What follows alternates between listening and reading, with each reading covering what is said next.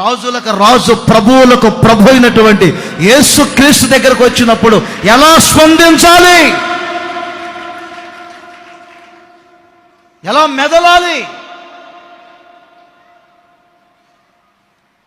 ప్రపంచంలో ఎవరు కట్టని సంఘాలు, ప్రపంచంలో ఎవరికి లేని మినిస్ట్రీ,